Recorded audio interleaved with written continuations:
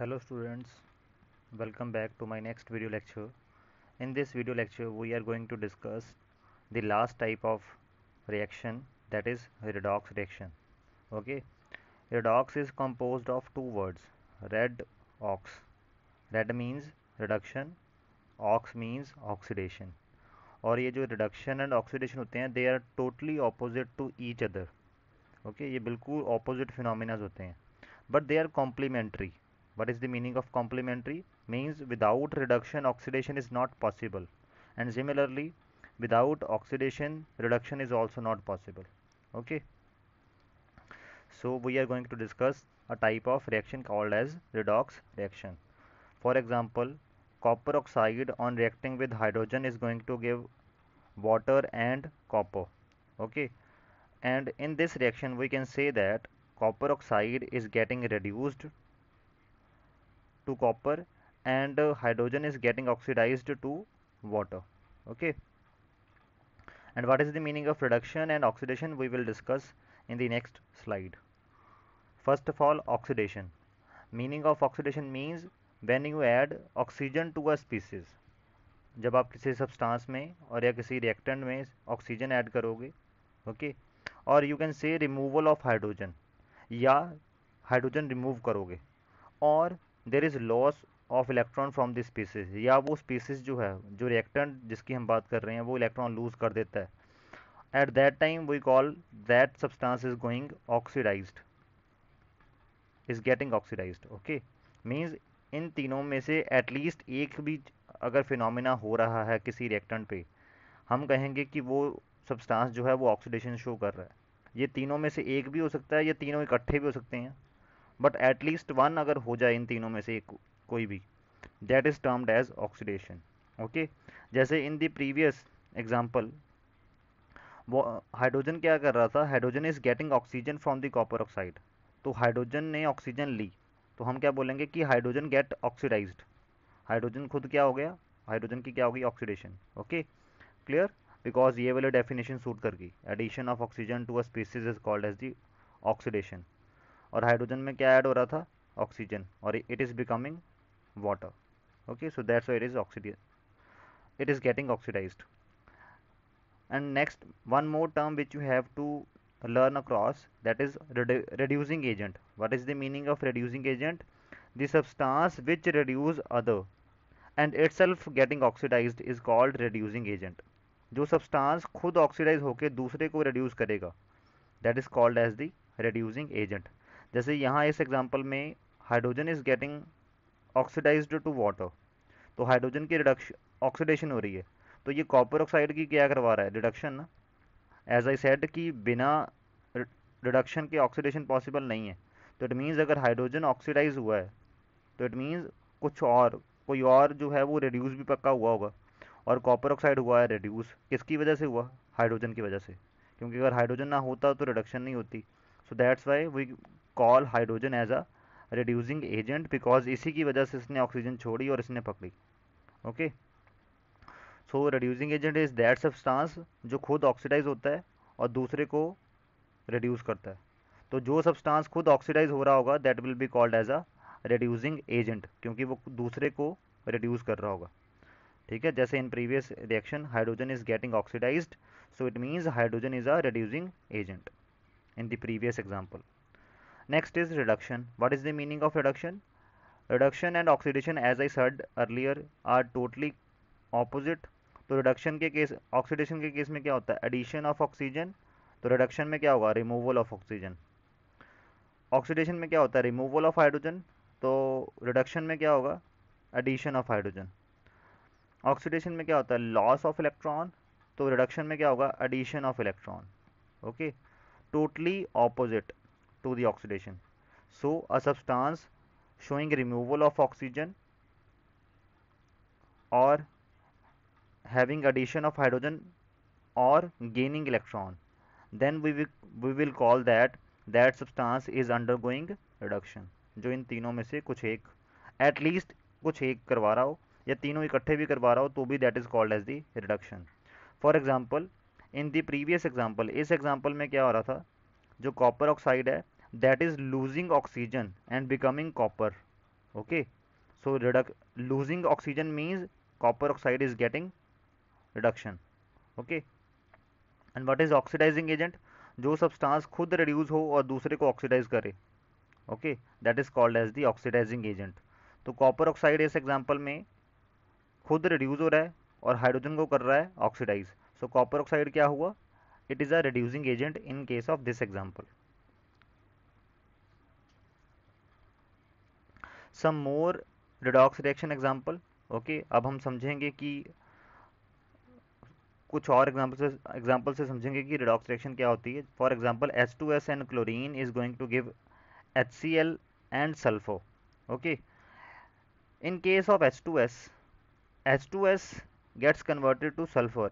It means H2S ने hydrogen को loose कर दिया. Okay, clear. और वो हाइड्रोजन जो लूज करी है वो किसने पकड़ी है? क्लोरीन ने. ठीक है, और क्लोरीन का क्या बन गया? HCl. तो H2S जो हाइड्रोजन को लूज करता है, ठीक है, जो हाइड्रोजन को लूज करता है, that is called as the, कि इसकी क्या हो रही है? ऑक्सीडेशन. तो we can say H2S is getting oxidized.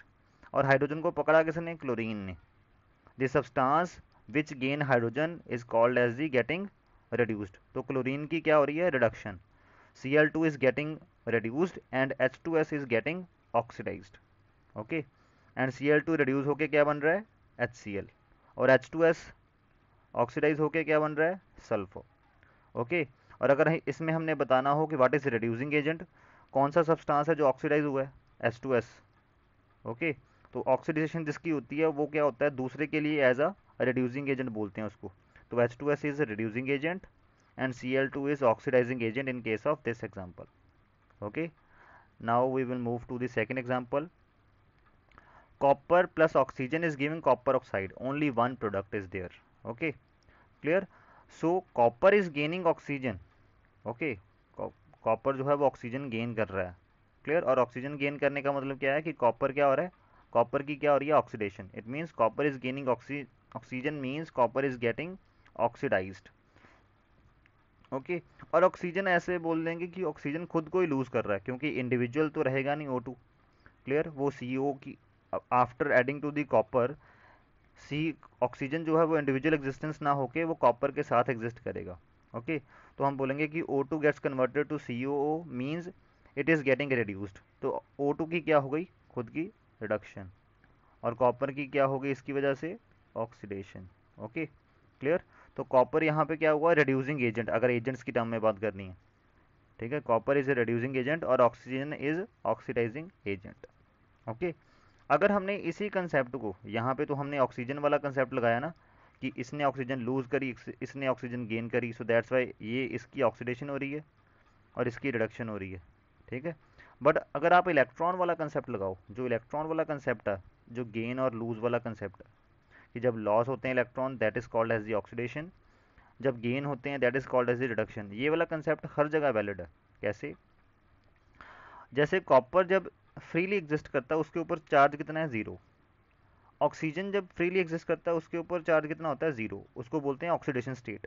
Okay, but copper oxide में, जैसे आपने नाइन्थ में पढ़ा होगा कि कॉपर ऑक्साइड की फॉर्मेशन कैसे होती है? Cu+2 और O2 नेगेटिव. इसको क्रिस क्रॉस बना के Cu2O2 बना, 2 कॉमन है तो निकाल दिया. मीन्स CuO में कॉपर +2 स्टेट में है, ऑक्सीजन -2 स्टेट में है.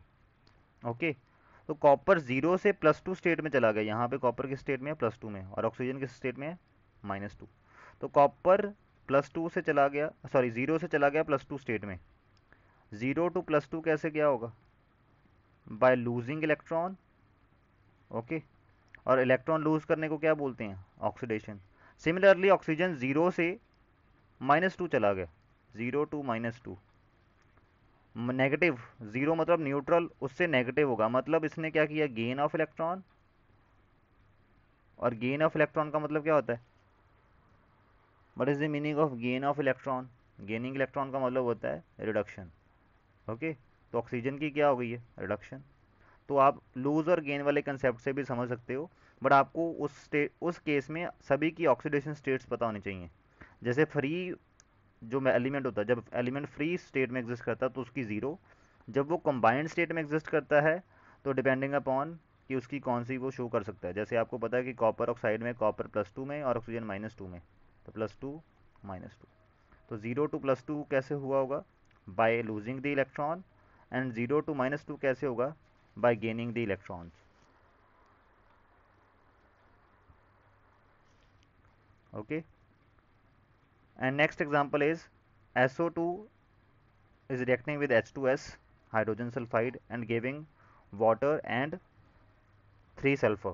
Okay, so here you can, if you want to look this reaction in terms of oxygen, तो हम कैसे देखेंगे कि SO2 ने ऑक्सीजन लूज की और वो सल्फर बन गया, ठीक है, और SO2 ने वही ऑक्सीजन H2S को दी और उसको वाटर बनने में हेल्प किया।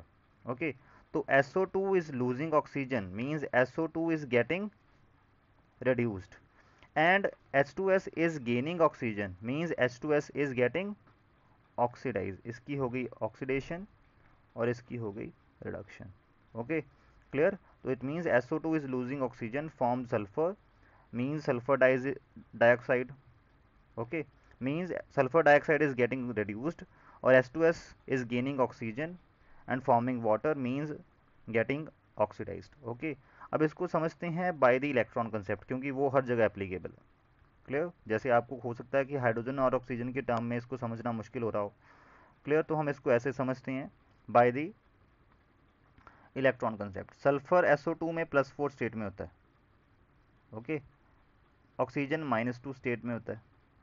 H2S में हाइड्रोजन +1 स्टेट में होता है और सल्फर -2 स्टेट में होता है, जिसको इसकी ऑक्सीडेशन स्टेट बोलते हैं। H2O में हाइड्रोजन +1 में, ऑक्सीजन -2 में। ओके, और सल्फर, जब सल्फर प्योर होगा तो तब उसकी ऑक्सीजन स्टेट क्या होगी, 0। ठीक है, यहाँ पे अगर इसके अकॉर्डिंग देखें तो इसमें जो सल्फर प्रेजेंट था वो +4 से 0 गया। +4 से 0 जाना मतलब इलेक्ट्रॉन गेन हुए। क्लियर, तो इट मीन्स जो SO2 है हम बोलेंगे कि SO2 पूरा ही क्या हो गया है, रिड्यूस। और जो H2S में सल्फर था वो -2 से 0 गया।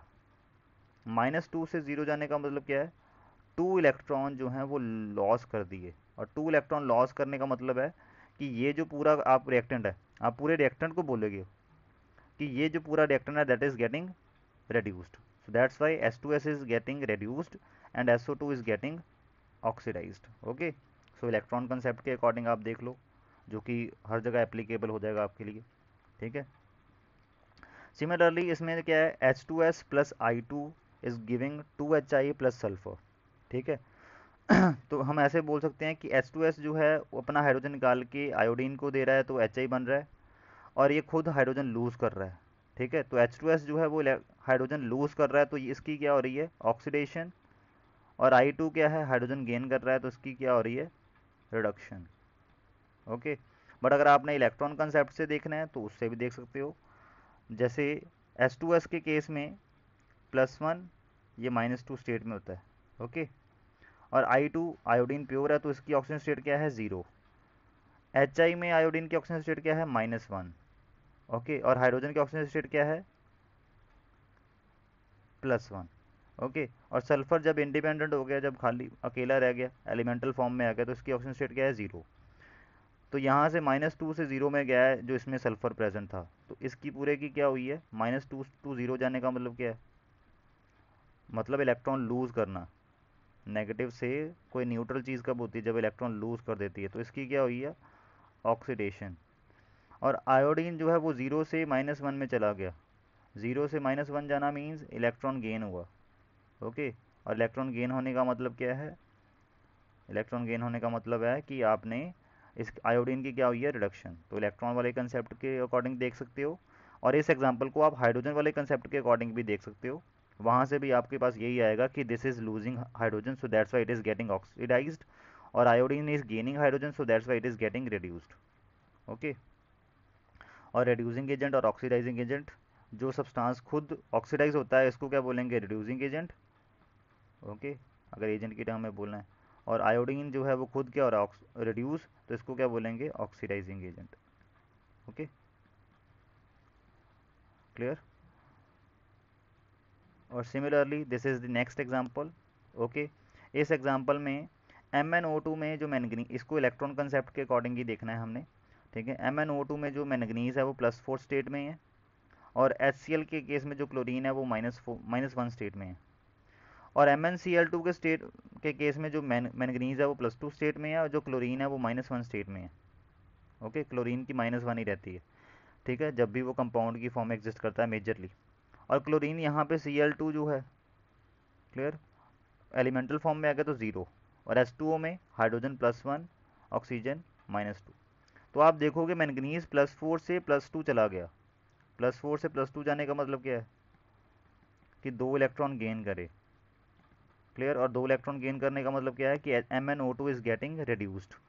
ओके, और सिमिलरली HCl में जो क्लोरीन था that was in -1 state, but जो Cl2 में क्लोरीन है दैट वाज इन 0 स्टेट। तो -1 से 0 होने का मतलब क्या है, -2 0 होने का मतलब क्या है कि आपके पास इसने इलेक्ट्रॉन लूज करे हैं, और इलेक्ट्रॉन लूज करने का मतलब क्या है, that is it is getting reduced.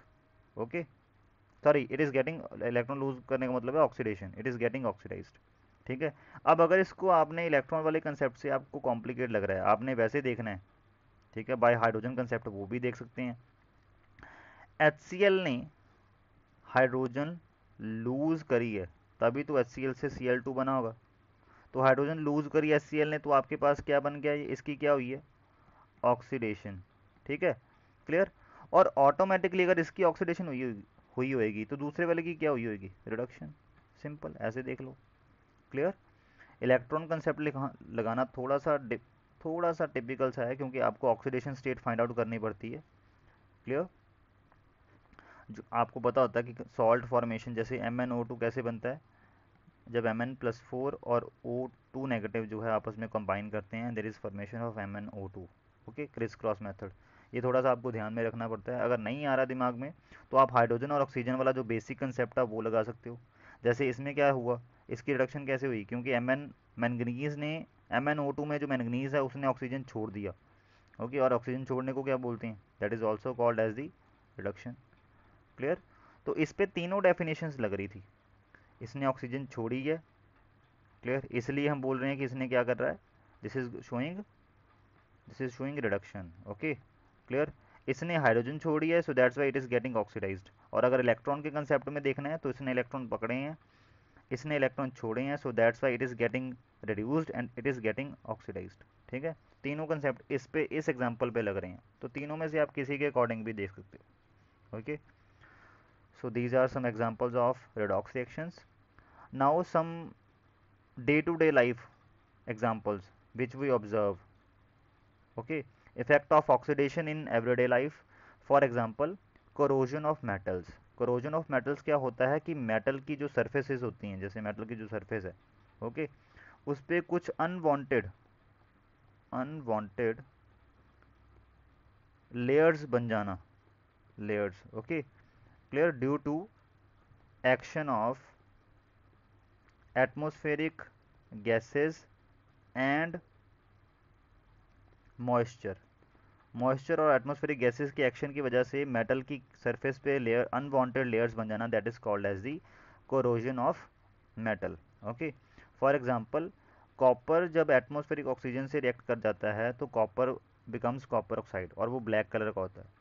आपने देखा होगा कि जो कॉपर के बर्तन है जब हम न्यू लेके आते हैं, ओके, तो उनकी लस्टर जो है वो कितनी ज़्यादा होती है, बट जब हम आफ्टर इट्स यूज़ वो धीरे धीरे डल बढ़ना शुरू हो जाता है, उसके ऊपर एक ब्लैक लेयर सी आनी शुरू हो जाती है, that is due to copper oxide formation. Okay, so next is example number second. Similarly, copper on reacting with carbon dioxide, oxygen and water, there is formation of this copper carbonate dot copper hydroxide. Okay, it is called as the basic copper carbonate. Okay, इसको basic copper carbonate बोला जाता है, clear. And basic copper carbonate जो होते हैं that is of green color. Okay, आपने देखा होगा कि जो आपके पास कॉपर का कंटेनर होता है, ओके, कॉपर के कंटेनर के अंदर जो है वो कई बार आपको अंदर यहाँ पे इसकी सरफेस पे जो ब्लू और ग्रीन जो होता है कलर की लेयर सी मिलती है, क्लियर, आपने देखा होगा जो कॉपर के बर्तन वगैरह आप यूज़ करते हो, ठीक है, उसके अंदर ऐसे ब्लू और ग्रीन कलर की लेयर भी मिलती है, क्लियर। और वो ब्लू और ग्रीन कलर की जो लेयर बनती है that is due to the formation of basic copper carbonate. और बेसिक कॉपर कार्बोनेट कैसे बनता है? Copper plus carbon dioxide plus oxygen plus water, इन चारों का जब आपस में रिएक्शन होता है there is formation of basic copper carbonate which is green in color, and these two are the example of corrosion of metal। क्योंकि metal की सरफेस पे कुछ अनवांटेड लेयर्स बन रही हैं due to the formation of different compounds. Okay, clear. और एक और एग्जांपल है rusting of iron is also the example of, ये तो बड़ी कॉमन एग्जांपल है, rusting of iron is example of corrosion। okay, in this iron react with oxygen, and oxygen you get from atmosphere, and water, and there is formation of this ferric oxide dot XH2O। XH2O, ये dot XH2O लिखने का H2O का लिखने का मतलब क्या होता है कि water of crystallization, water of crystallization. Okay, और वाटर ऑफ क्रिस्टलाइजेशन क्या होता है? जो क्रिस्टल के अंदर वाटर के molecule as it is present होते हैं, क्लियर, मतलब वो रिएक्ट नहीं हो गए होते बट क्रिस्टल के अंदर एंट्रैप्ड फॉर्म में होते हैं। और यहाँ पे x क्यों लिखा? क्योंकि ये जो वैल्यू है वो फिक्स नहीं होती, कई बार x जो है वो 2 हो सकता है, 3 हो सकता है, 4 हो सकता है, depending upon different type of rust are there. जैसे आपने देखा होगा कि आयरन की कुछ रस्ट जो होती हैं वो dark brown colour, dark red colour की होती हैं, ओके, कुछ ब्राउन कलर की होती है रस्ट, ठीक है, जो आयरन के ऊपर लगी होती है। और वो जो डिफरेंट कलर आ रहा है रस्ट का that is due to the difference of x। okay, different water of crystallization। okay, iron react with oxygen and water and give ferric oxide but hydrated। okay, and this hydrated ferric oxide is called as the rust। okay, and this is the balanced chemical equation for the rusting of iron। और जैसे आपको पता ही है for rusting of iron you require air and water both. अगर आप iron को अकेले water में रखो तो भी रस्टिंग नहीं लगती, अगर आयरन अकेले ऑक्सीजन की प्रेजेंस में पड़ा हो तो भी उसको रस्टिंग नहीं होती। ओके, रस्टिंग तब होती है जब वो ऑक्सीजन और मॉइस्चर दोनों के कांटेक्ट में आए, okay, for a long time. Okay, and corrosion of iron is called as the rusting of iron. Got it? So next is prevention of corrosion. आप कोरोजन से किसी मेटल को कैसे बचा सकते हो? ओके, और इसमें मेजरली हम आयरन के रिस्पेक्ट में देखेंगे, ठीक है, कि आयरन को हम रस्टिंग से कैसे बचा सकते हैं। आयरन के केस में जो कोरोजन होती है that is called as the rusting. First of all oil and painting. Okay, जैसे आपने देखा होगा जो साइकिल वगैरह होते हैं उनकी जो चेन्स में ऑयल वगैरह डलता है, ठीक है, उसकी ग्रीजिंग करनी पड़ती है, क्लियर। ऑयल और ग्रीजिंग से क्या होता है, वो जो रस्ट होता है, वो जो आयरन की लेयर होती, जो आयरन है आपके पास चेन वाला, जो साइकिल की चेन है, उसमें क्या होगा, वो उसका कॉन्टैक्ट टूट जाएगा with the atmosphere. So that's why it will not come in contact with atmosphere. So उससे क्या होगा, उसकी रस्टिंग के चांस बहुत कम हो जाएंगे। तो ऑयलिंग।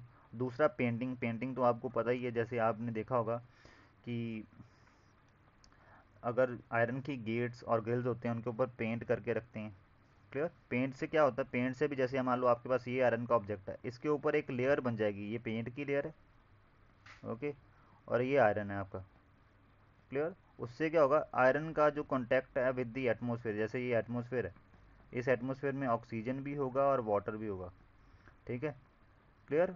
तो आयरन का जो लेयर, आयरन का जो ये जो अंदर आयरन है इसका कॉन्टैक्ट ऑक्सीजन और वाटर से टूट जाएगा। सो दैट्स वाई जो अंदर वाला आयरन है वो उसको प्रोटेक्ट कर लिया आपने। और ऑयलिंग में और ग्रीजिंग में भी यही होता है, जो सर आयरन का ऑब्जेक्ट है वो ऑयल और ग्रीस के अंदर आ जाता है। जैसे मान लो ये ऑयल है और ग्रीस है, ठीक है, तो उससे क्या होता है, वो प्रोटेक्ट हो जाता है, क्लियर। ठीक, इन दोनों को हम बैरियर मेथड भी बोलते हैं क्योंकि आप बैरियर क्रिएट कर देते हो, okay, around the iron. Second is galvanisation. Galvanisation में क्या होता है, हम आयरन की बॉडी लेके उसके ऊपर जिंक की एक लेयर डिपॉजिट करवा देते हैं, ठीक है। जिंक की लेयर डिपॉजिट करवाने से क्या होता है, जिंक, आप बोलोगे जिंक तो ज़्यादा रिएक्टिव होता है आयरन से, वो तो जल्दी कोरोड होगा, क्योंकि जितना ज़्यादा रिएक्टिव मेटल उतनी जल्दी वो कोरोड होता है, उतनी ही जल्दी उसकी रस्टिंग होती है। बट जब जिंक ऑक्सीजन के साथ मिलकर रस्ट होता है तो क्या बनाता है, जिंक ऑक्साइड, और zinc oxide is very very strong, तो मतलब आपके ऊपर आयरन के ऑब्जेक्ट के ऊपर जिंक ऑक्साइड की एक लेयर सी बन जाएगी। ओके, और वो जो लेयर है वो स्ट्रांग होती है, उसकी वजह से अंदर वाला जो आपका आयरन है, जो आयरन का ऑब्जेक्ट है, वो प्रोटेक्ट हो जाएगा from the rusting. Okay, clear. And third is alloy formation. जैसे आपको पता है कि आजकल जो है वो ज़्यादातर गेट्स और ग्रिल्स स्टील्स की आ रही हैं। क्लियर। स्टील में भी मेजरली आयरन ही होता है, बट उसमें साथ में थोड़ा बहुत टिन, निकल, क्रोमियम, कार्बन, फास्फोरस ऐड किया होता है।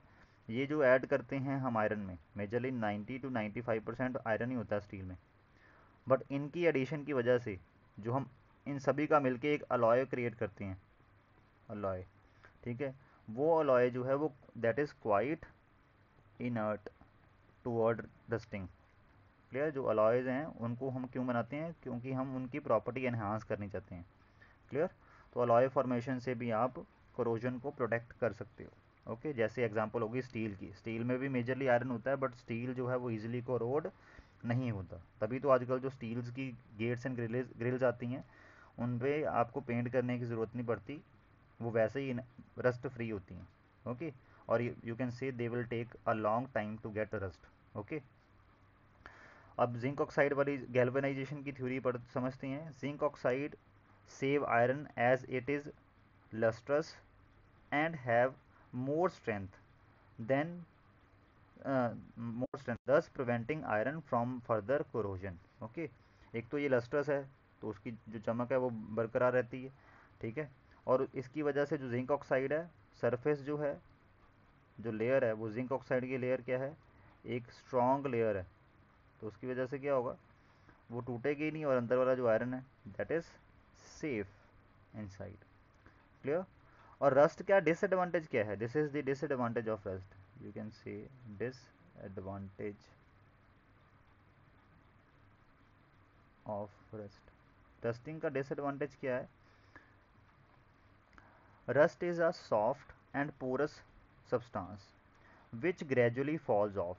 तो मतलब आपके मान लो सरफेस पे, आयरन की सरफेस पे रस्ट लग गई तो वो धीरे धीरे वो फॉल ऑफ झड़ती रहती है। ओके, और अंदर वाला जो न्यू आयरन है, न्यू आयरन, ओके, जो अभी रस्ट फ्री है, वो भी एक्सपोज होता रहता है टू दी एटमोसफेयर, जिससे क्या होता है वो झड़ झड़ के धीरे धीरे वो आपके पास जो आयरन है वो सारा झड़ता जाएगा, ग्रेजुअली फॉल ऑफ होता जाएगा from surface of iron object and corrosion weakens the iron. Okay, and steel objects and structures like railing, car bodies, bridges etcetera and cut short their life. इससे क्या होता है उनकी जो लाइफ है वो कम हो जाती है। क्लियर। जैसे ही मान लो आपके पास ये मैंने रस्टिंग की एग्जांपल दी हुई है, इसके ऊपर जो रस्ट लगा है वो धीरे धीरे वो रस्ट पोरस होता है। क्लियर। तो इजीली झड़ भी जाता है ये, ठीक है। जो रस्ट है वो घटता जाएगा और अंदर वाला जो न्यू आयरन है जब वो एक्सपोज होगा उसको भी फिर रस्टिंग होनी शुरू हो जाएगी। तो ऐसे अल्टीमेटली आपका ये पूरा ऑब्जेक्ट ही खत्म हो जाएगा जो आयरन का है। Clear. And these are the methods to prevent rusting. You can apply paint. Okay, clear. और आयरन के ऊपर जिंक की कोटिंग। क्लियर। तो उससे क्या होता है, oxygen and water can not reach iron, so no rusting अकर।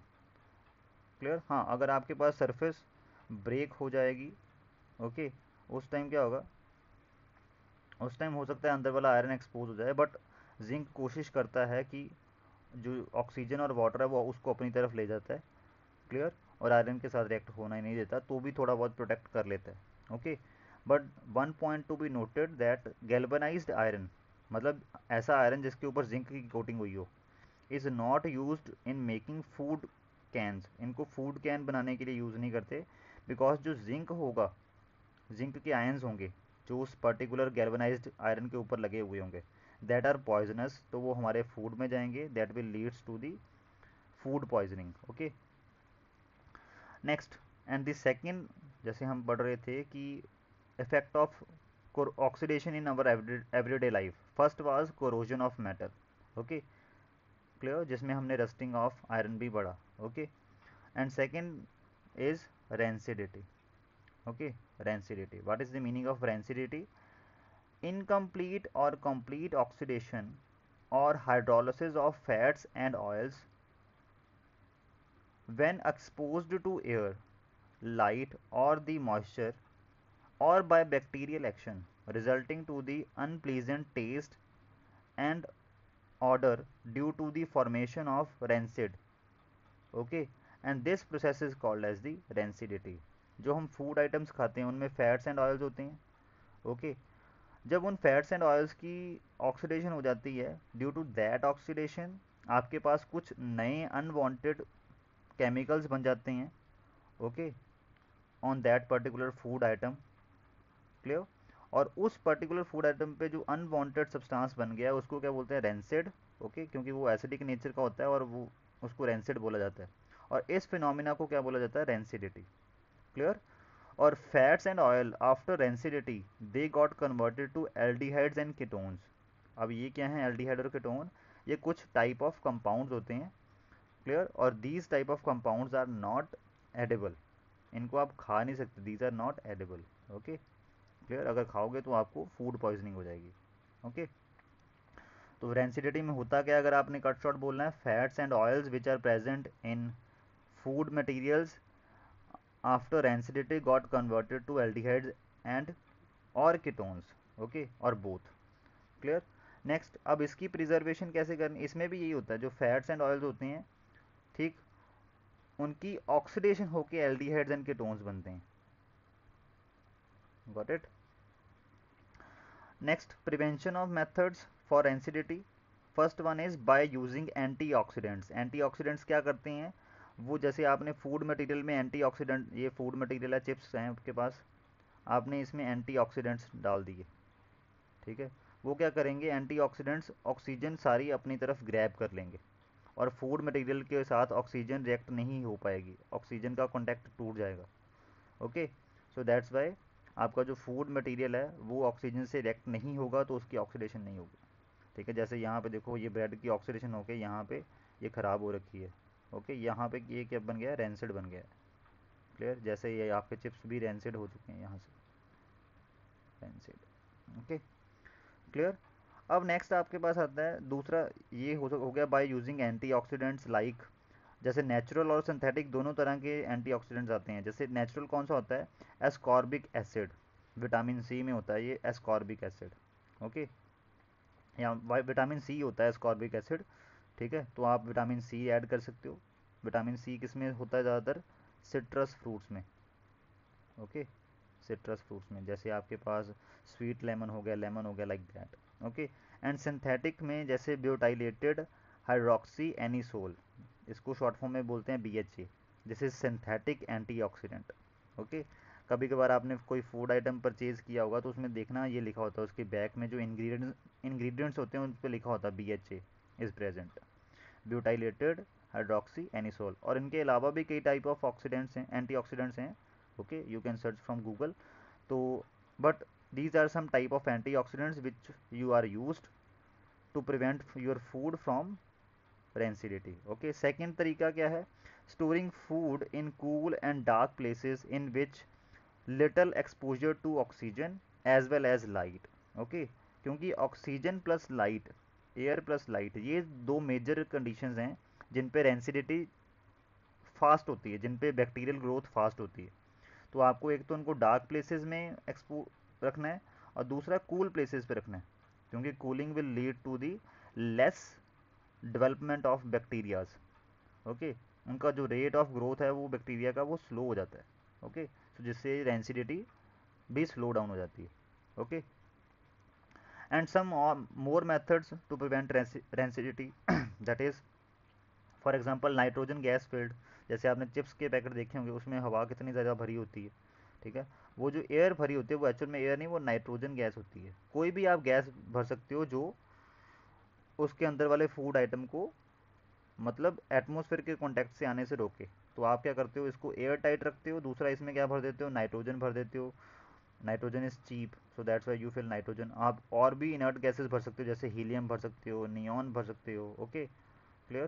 तो जो रिएक्ट ना करें विद द फूड मटेरियल और एज वेल एज उस फूड मटेरियल को एटमोसफेयर से बचाएं.